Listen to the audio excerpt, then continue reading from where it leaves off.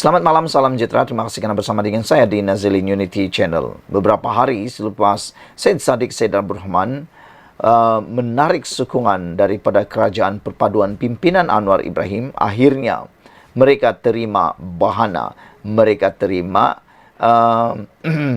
kesan buruknya. Kali ini Amira Aisyah kini diberi kata dua, sertai amanah atau kosongkan kerusi Puteri Wangsa. Dipetik daripada My Metro. Wakil Rakyat Tunggal Parti Ikatan Demokratik Malaysia Muda dalam Dewan Undangan Negeri Dun Johor, Amira Aisyah Abdul Aziz di Puteri Wangsa, diberi kata dua, sama ada menyertai Parti Amanah Negara Amanah atau meletak jawatan sekaligus mengosongkan kerusi berkenan. Timbalan Pengerusi Pakatan Harapan PH Johor, Aminul Huda Hassan berkata, langkah itu perlu berikutan kerusi itu adalah milik PH yang sebelum ini diberikan kepada Amanah. Aminul Huda yang juga Pengerusi Amanah Johor mengingatkan Amira Aisyah bahawa kerusi Dun Puteri Wangsa yang didudukinya itu adalah isyan amanah kepada muda pada pilihan raya negeri PRN Johor tahun lalu. Amira Aisyah, Timbalan Presiden Muda, kena ingat, kerusi itu adalah isyan daripada amanah yang kita beri pada PRN Johor. Jadi, dia ada dua pilihan. Sama ada keluar dari muda sertai amanah, atau pulangkan semula kerusi Dun Puteri Wangsa kepada amanah dan letak jawatan. Itulah maruah sepatutnya, kata beliau. Apabila Presiden Syed Saddiq Syed Abdul Rahman bersikap begitu, tarik sokongan kepada PH, dia seolah-olah macam kacang lupakan kulit.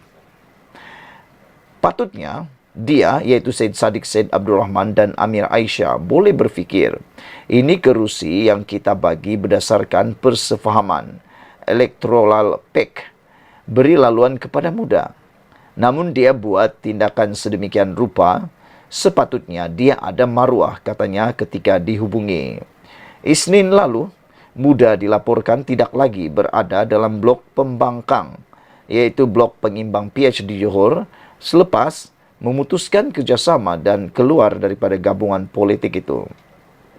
Ia susulan Presiden Muda Syed Saddiq Syed Abdul Rahman yang juga ahli Parlimen Muar dilaporkan secara rasmi mengumumkan keluar daripada blok kerajaan untuk menjadi pembangkang sebagai kuasa ketiga.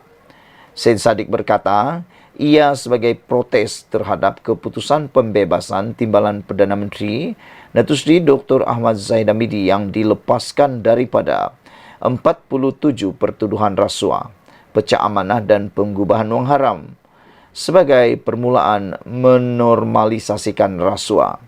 Semalam, Amira Aisyah yang juga Timbalan Presiden Muda diumumkan bukan lagi duduk dalam blok PH di Dun Johor. Dalam pada itu, Aminul Huda yang juga ahli Parlimen Sri Gading berkata, menerusi pakatan pilihan raya pada PRN Johor, PH iaitu Amanah dan DAP bersetuju memberikan 6 Dewan Undangan Negeri milik dua parti itu kepada muda iaitu Tenang, Bukit Kopong, Parit Raja, Macap, Puteri Wangsa dan Bukit Permai. Pemimpin muda perlu belajar sejarah. Jangan gopoh dan semata-mata hanya membuat langkah populis sahaja. Ingat kembali bagaimana mereka peroleh kemenangan di Puteri Wangsa. PH yang bagi laluan berdasarkan kepada pakatan pilihan raya. Tetapi sekarang mereka mengkhianati kami selepas tarik sokongan kerajaan perpaduan, katanya lagi. Amira Aisyah terus galas mandat di Puteri Wangsa hingga pilihan raya akan datang. Ini keputusan terkini yang kita terima, iaitu Amira Aisyah, Timbalan Presiden Muda, akan terus galas mandat di Puteri Wangsa hingga pilihan raya akan datang. Beliau berkata, saya akan menggalas mandat yang diberikan rakyat sebagai ahli Dewan Undangan Negeri Adun Puteri Wangsa sehingga pilihan raya akan datang, tegas beliau. Beliau yang mengesahkan tidak lagi berada bersama Pakatan Harapan di blok pengimbang kerajaan berkata, keputusan itu adalah selari seperti yang ditetapkan presidennya, Syed Saddiq Syed Abdul Rahman, Ahad lalu yang parti itu tidak lagi bersama PHBN dalam kerajaan perpaduan. Menurutnya, sebagai wakil muda di Johor, beliau tidak lagi akan berkongsi blok yang sama dengan PH dan atau BN. Apa maksudnya untuk kedudukan kerusi Puteri Wangsa? Bagi Dewan Undangan Negeri Dun Johor, kedudukan sebelum ini untuk PH dan Muda adalah blok pengimbang kerajaan. Sekian dulu untuk kali ini. Jangan lupa tinggalkan komen anda, tekan butang subscribe. Kita jumpa lagi. Bye-bye. Selamat petang, salam sejahtera. Terima kasih karena bersama dengan saya di Nazilin Unity Channel. Saudara-saudara sekalian, dipetik daripada sabudin.com, Isyam Jalil memang patut dipecat daripada UMNO. Sebelum kita teruskan ulasan kali ini, jangan lupa tinggalkan komen anda, tekan butang subscribe. Saudara-saudara sekalian, sejak belakangan ini ada seorang pemimpin daripada UMNO yaitu Isyam Jalil begitu lantang mempertikaikan keputusan-keputusan dan juga cuba memberikan pendapat peribadi beliau yang mana ia turut mencuit Zahid Hamidi. Isyam Jalil memang patut dipecat daripada UMNO. Apa pendapat anda semua? Tidak pasti sejauh mana benarnya Isyam Jalil, ahli MT UMNO, dipecat dalam masa terdekat ini. Sejauh ini, ia hanya sekadar dakwaan Isyam berdasarkan cakap dengarnya semata-mata. Dalam catatan di media sosialnya, Isyam dipetik sebagai berkata, "Saya dengar minggu ini ada beberapa lagi ahli UMNO akan dipecat. Dalam mesyuarat nanti, ada ura-ura kata nama saya pun mungkin tersenarai."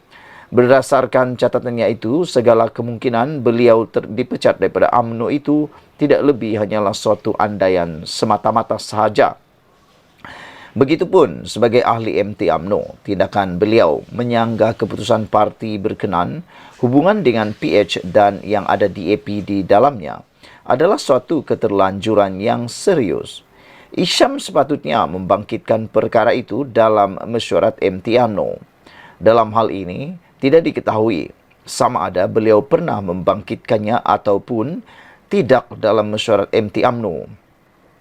Kiranya beliau pernah membangkitkannya dan ia ditolak secara majoriti oleh MT UMNO. Beliau patut dan perlu akur dengan keputusan tersebut. Kerana itulah hukum demokrasi dalam berorganisasi, di mana keputusan majoriti hendaklah dihormati serta diakuri. Jika terus tidak setuju juga, adalah tidak wajar terus mencecah secara terbuka. Pilihan seterusnya jika tidak setuju dengan keputusan majoriti ialah meletak jawatan sebagai ahli MT. Pun begitu, jika Isyam tidak pernah membangkitkan isu hubungan UMNO dengan PH, khususnya dengan DAP, di dalam mesyuarat MT Parti, sebaliknya hanya berani bercakap di luar melalui saluran media sosialnya sendiri. Ini bermakna beliau memang secara sengaja mengundang surat pemecatan hadir ke pintu rumahnya. Lagi pula, keputusan UMNO bekerjasama dengan PH telah lama dibuat, iaitu pada November 2022. Sebaik saja berakhirnya PRU 15 lalu. Apakah ketika itu Isyam ada membuat bantahan? Bukankah waktu itu beliau merupakan ketua penerangan UMNO? Kenapa tidak letak jawatan dalam jawatan lantikan presiden itu jika tidak setuju dengan hala tuju baru UMNO sejak awal lagi? Oleh kerana Isyam turut bertanding menawarkan diri untuk mengisi salah satu kerusi MT dalam pemilihan UMNO kemudiannya, yaitu pada Mac 2023. Pemahaman paling mudah ialah beliau dianggap bersetuju dengan hala tuju UMNO ketika itu, yang sudah pun menjalin kerjasama dengan PH. Soal pokoknya di sini, kenapa baru sekarang beliau mahu bersuara menyanggah? Apakah Isyam ada terkecil hati kerana UMNO tidak memilihnya sebagai calon dalam PRN Negeri Selangor baru-baru ini? Dalam berparti atau berorganisasi, bukan tidak boleh bersuara, tetapi selagi saluran rasmi untuk beliau berbuat demikian masih terbuka, saluran itulah yang patut digunakan. Tidak tahulah, mungkin Isyam sengaja mengenepikan saluran rasmi itu, sebaliknya memilih saluran terbuka agar beliau boleh dipecat oleh UMNO.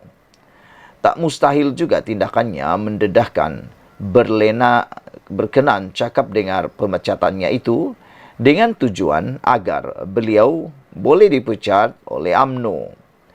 Tidak mustahil juga tindakannya mendedahkan berkenan cakap dengar pemecatannya itu dengan tujuan agar beliau lebih cepat diambil tindakan. Jika begitu, beliau memang patut dipecat dan Zahid Hamidi tidak harus berfikir dua kali lagi. Lagi disimpan entah apa-apa lagi onarnya selepas ini.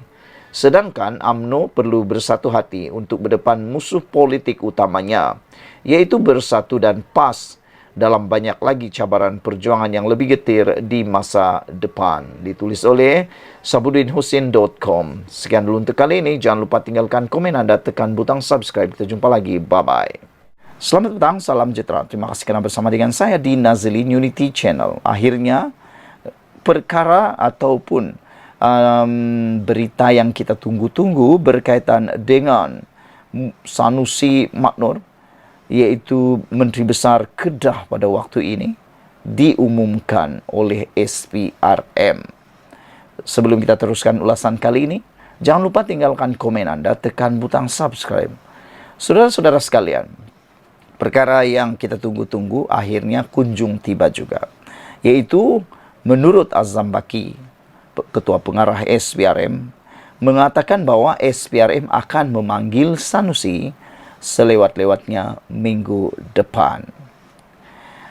Suruhanjaya Pencegahan Rasuah Malaysia SPRM akan memanggil Menteri Besar Kedah Datuk Seri Muhammad Sanusi Maknur selewat-lewatnya minggu depan bagi melengkapkan kertas siasatan berhubung isu kecurian unsur nadir bumi REE di Bukit Enggang Si Kedah.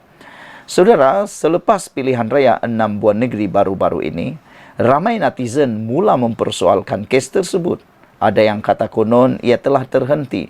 Ada yang kata konon tahniah kepada Sanusi kerana sepertinya tidak lagi diteruskan.